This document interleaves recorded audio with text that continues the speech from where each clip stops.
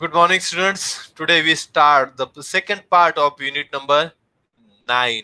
Unit number 9 चा म्हणजे unit part क्रमांक 9 चा दुसरा भाग आज आपण अभ्यासणार होतो. जे म्हणजे प्रकरण 9 आहे जग आणि निर्वसाहतीकरण. And unit number 9 world and decolonisations के सेकंड पार्ट को यहाँ पे हम स्टार्ट करेंगे. इस पार्ट में हम अफ्रीका के बारे में बात करेंगे. लास्ट पार्ट में हमने एशिया के बारे में बात की थी. अब इस पार्ट में हम अफ्रीका के बारे में स्टार्ट किया है. इन अफ्रीका के बारे में हम जब बात करेंगे तो इम्पोर्टेंट ईयर्स है 15 years 1950 to 1965. This 15 years important in African history. म्हणजे 1950 ते 1965 हा जो 15 वर्षाचा कालखंड मध्ये होऊन गेलाय हा आफ्रिकेच्या दृष्टिकोनातून अत्यंत महत्वाचा कालखंड म्हणून ओळखला जातो. कारण या कालखंडामध्ये आफ्रिकेमध्ये बरेचशा देशांनी परकीय सत्तेचं वर्चस्व झुगारून देण्याचं काम केलेलं आहे आणि त्यामुळे अनेक नवीन नवीन देश स्वतंत्र झाले. In 15 years majority countries freedom in Africa. Why?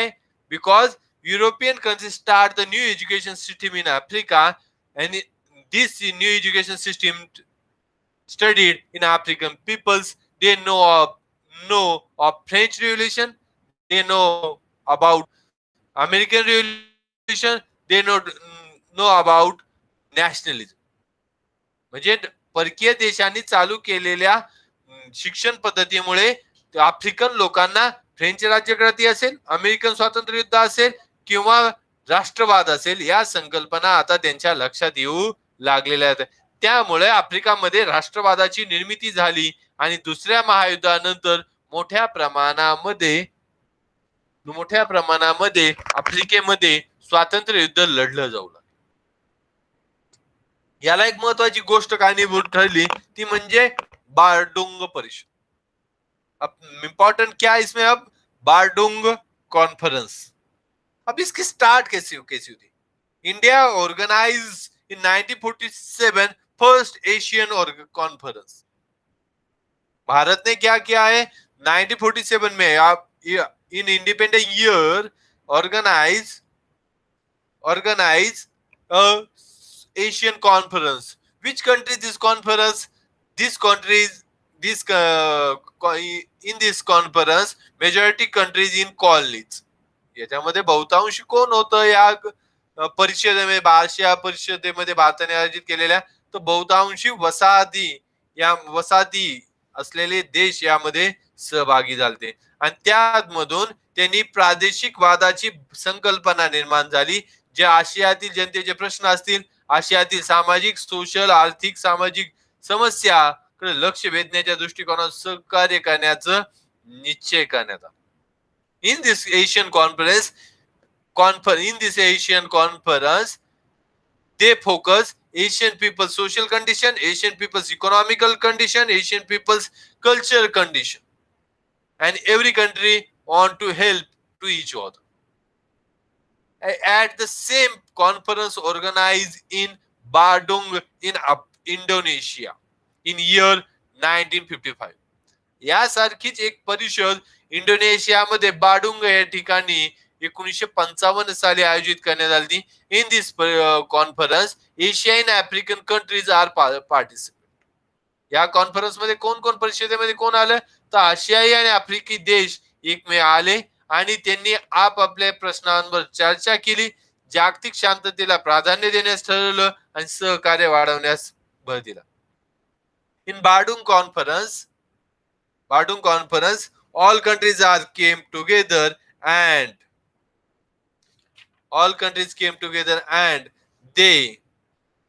everyone discussed his problems and decide to focus toward peace and mutual cooperation. In three things in Bandung conference. First is discuss our problems. Second, make word peace. In word peace, focus on word peace. And third, mutual cooperation. या तीन गोष्टींकडे जास्त लक्ष देण्याचं काम केलेलं आहे. याच्यानंतर आपल्याला अभ्यासायचे ते म्हणजे आफ्रिकी ऐक्य भावना यानी कि कंसेप्ट ऑफ अफ्रीकन यूनिटी। क्या है? कंसेप्ट ऑफ अफ्रीकन यूनिटी के बारे में हमें पढ़ना है। अब HS. Wilson was the first person think of the African unity। एक पर्सन है अफ्रीके के बारे में सोचने वाला HS. Wilson, the first time thinking unity of Africa. म्हणजे एच.एस. विल्सन या व्यक्तीने आफ्रिकेच्या ऐक्याचा पहिल्यांदा विचार केला आणि त्यासाठी त्याने लंडन मध्ये 1900 मध्ये अखिल आफ्रिका ऐक्य परिषदेची स्थापना केली। H.S. Wilson in 1900 created one organization in London called African Association, later called Pan-African Association। African association बनली आणि त्या परिषदेला W.E.B. ड्युबा हे कृष्णवर्णीय नेत्यांनी या कल्पनेस पहिल्या महायुद्धानंतर चालना दिली। In this conference organization meeting, W.E.B. Du Bois, the American socialist African origin was present in this conference। एक ब्लैक पीपल कह सकते हैं हम, ब्लैक पीपल्स लीडर, ये इन्होंने इस मीटिंग को ऑर्गेनाइज किया और उन्होंने after first war they support this organisation. In 1999 second conference of the African leaders and thinkers held at Paris. 1919 मध्ये अशाच आफ्रिकन लोकांची एक मीटिंग पॅरिस म्हणजे फ्रान्सच्या राजधानीमध्ये भरवण्यात आली आणि त्या मीटिंगला नाव देण्यात आलं पॅन आफ्रिकन परिषद। म्हणजे मराठीमध्ये सांगायचं झालं अखिल आफ्रिका ऐक्य परिषद 1919 ला कुठे भरण्यात आली होती? तर पॅरिस या शहरामध्ये भरवण्यात आली। पुढे अशा अनेक काही परिषदा वेळोवेळी भरवल्या गेल्या आणि आफ्रिकेच्या लोकांमध्ये ऐक्याची भावना निर्माण करण्याची दृष्टिकोनातून ही परिषद महत्वाची होती। 1945 साली मँचेस्टर येथे देखील अशीच एक परिषद भरवण्यात आलेली आहे। Fifth pan African conference held in Manchester in 1945 because this organization want to unity in Africa। इसके बाद देखना है डिकॉलोनायझेशन इन आफ्रिकन कंटेंट, म्हणजे आफ्रिका खंडातील निर्वसाहतीकरणाचा आपल्याला आता खऱ्या अर्थाने अभ्यास करायला सुरुवात करायची आहे। आता यामध्ये आपल्याला काय अभ्यासायचं आहे? तर 1914 साली जे पहिलं महायुद्ध सुरू झालं त्यावेळेस आफ्रिका खंडामध्ये लायबेरिया आणि इथिओपिया वगळता कोणताही देश स्वतंत्र नव्हता। Interesting things, before first world war only 2 countries are freedom, name is Liberia and Ethiopia, and other all Africa under as a colony on another country। In first world war all countries of European participate, that's why every African countries are participate any group। म्हणजे पहिल्या महायुद्धामध्ये तिथल्या सगळ्या वसाहती सहभागी झाल्या होत्या, कारण त्यांच्यावर राज्य करणारे देश पहिल्या महायुद्धामध्ये सहभागी झालेले होते आणि त्यामुळे England France attack Germany and तुर्कस्तान कॉलनीज। त्यामुळे काय इंग्लंड आणि फ्रान्सने जर्मनी आणि तुर्कस्तानच्या कॉलनीजवर हल्ला केलेलं दिसून येते आणि जसा पहिल्या महायुद्धामध्ये इंग्लंडचा आणि फ्रान्सचा विजय झाला त्यांनी या वसाहती ताब्यात घेण्याच्या दृष्टिकोनातून प्रयत्न चालू केले। After first war victory, British and French peoples on to capture Germany and Turkey's colonies because they victory in First World War।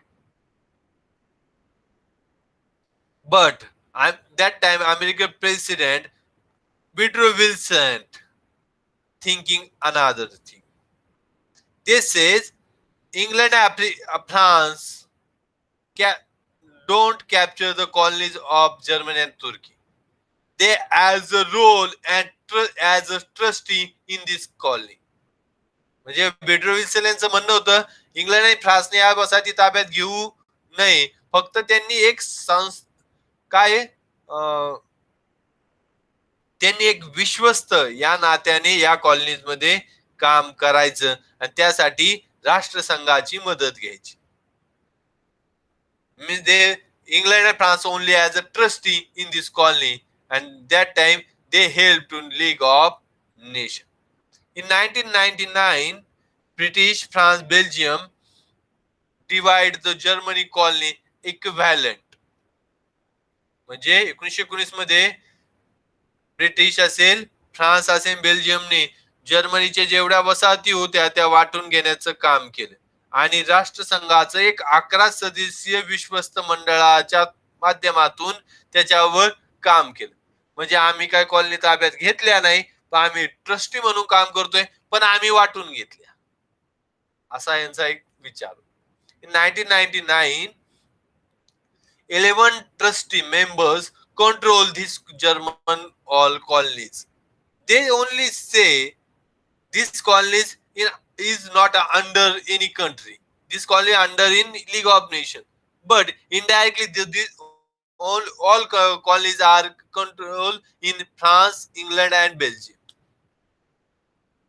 In 1920, Cape Colony, Natal, Orange Free State, and Transvaal.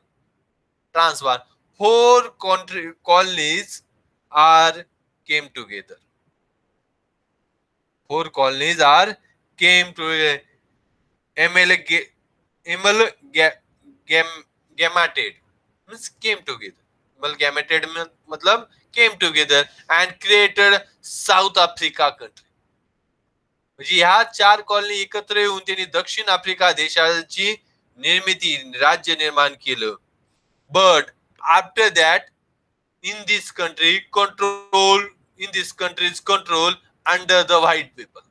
म्हणजे एवढं झालं असलं तरी याच्यावर गोऱ्या लोकांचंच वर्चस्व होतं. Before Second World War, Egypt freedom. In this period, after First War and before Second War, in this mid time, Egypt freedom. म्हणजे या दोन मधल्या कालखंडात दुसऱ्या महायुद्धाच्या अगोदर इजिप्तला स्वातंत्र्य मिळालं. त्यानंतर Libya, Tunisia, Morocco, Algeria, Ghana ही देखील स्वतंत्र झाली. After Egypt, Tunisia, Libya, Morocco, Algeria and Ghana also freedom. Same time Ivory Coast, Madagascar, Mali, this French colony also freedom. 12 French colony. म्हणजे याचबरोबर फ्रेंचांच्या देखील काही कॉलनींना स्वातंत्र्य मिळालं. ते म्हणजे आयव्हरी कोस्ट असेल, मादागास्कर असेल आणि असेल. खाली सोमालिया यांना देखील स्वातंत्र्य मिळालं. Means in League of Nation, under the League of Nation trust, Cameroon and Somalia also get freedom. But Algeria, recently this name is also in news, major in news channel. News channel में नाम आपने बहुत बार सुना, Algeria. Algeria को लेकिन यहाँ पे freedom मिलने के लिए बहुत परेशानियां होने लगी हुई है. 1962 में तक उन्हें फ्रीडम नहीं मिला. 1962 में वहां पे पब्लिक ओपिनियन लिया गया, म्हणजे लोकांचं सार्वमत घेऊन त्यांना स्वातंत्र्य मिळाले. टांगानिका एंड झांझिबार, दो स्टेट ने साथ में आके टांजानिया संयुक्त प्रजासत्ताक, means the United Republic of Tanzania created किया है. और एप्रिल 1964 म्हणजे एप्रिल 1964 मध्ये त्यांना एकत्रीकरण घडून आले. आणि या दुसऱ्या महायुद्धाच्या अगोदरच इटलीने देखील इथिओपिया, लिबिया जिंकले. Before first second war, Italy capture Ethiopia and Libya and they joined his country. म्हणजे दुसरं महायुद्ध चालू होण्या अगोदर इथिओपिया, लिबिया इटलीने ताब्यात घेऊन ते आपल्या ताब्यात घेतले आणि आपल्या देशाला जोडण्याचं काम केलं. त्या इटलीचा अध्यक्ष कोण आहे? तो मुसोलिनी. मुसोलिनी तर आपलं साम्राज्य वाढवण्याच्या दृष्टिकोनातून हे काम चालू केलं होतं. आता दुसरं महायुद्ध आफ्रिकेमध्ये पण लढलं जाऊ लागलं. मोरोक्को लिबिया पासून ते पूर्वेस इथिओपिया सोमाली लँड पर्यंत याचा विस्तार वाढलेला. Second world war spread in all over Africa to Ethiopia, Libya to another countries like Morocco, Libya, Ethiopia and Somalia तक ये स्प्रेड हुआ है. और इसके लिए जिम्मेदार कौन है? इटली ने also German and also German leader Rommel. यहाँ पे अफ्रीका में स्प्रेड करने के लिए रिस्पॉन्सिबल किसे पकड़ा जाता है? तो इटली एंड रोमेल को, जर्मन जो लीडर है, वहां का कैप्टन है, उसे रिस्पॉन्सिबल पकड़ा जाता है. At the in Africa British help to Indian soldiers and this war in Africa Indian soldiers to soldiers fight against Italy and also Germany. And this time Indian soldiers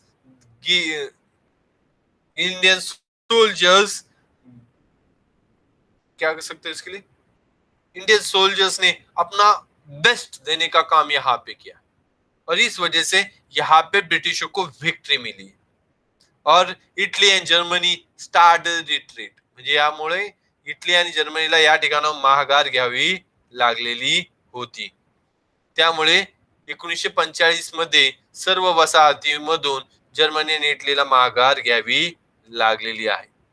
पण त्यानंतर हळूहळू संपूर्ण दक्षिण आफ्रिकेमध्ये जागरूकता निर्माण झाली आणि लवकरच हे सर्व काय झालेले आहेत, ज्या वसाहती होत्या त्यांना स्वातंत्र्य मिळाले. पण त्यानंतर एक वेगळीच अडचण निर्माण झाली. जग दोन गटामध्ये विभागलं जाऊ लागलं, ते म्हणजे अमेरिका आणि Russia. After second world war all colonies in Africa get a freedom. Time to time, not a single same day. But after this world war divided in two groups. One group leader is America and one group leader is Asia. This new problem start in world. Next lesson we study about these two groups. This condition called Cold War. म्हणजे याला काय म्हणायचं, पुढच्या आपण जेव्हा अभ्यासणार आहोत, दोन गटामध्ये जग विभागलं गेलं, त्यालाच म्हणायचं काय, तर शीतयुद्ध. पुढच्या प्रकरणामध्ये आपण अभ्यासणार आहोत. आज आपण इथेच थांबू. पुढच्या लेक्चरला आपण शीतयुद्धांचा अभ्यास घेऊ. धन्यवाद.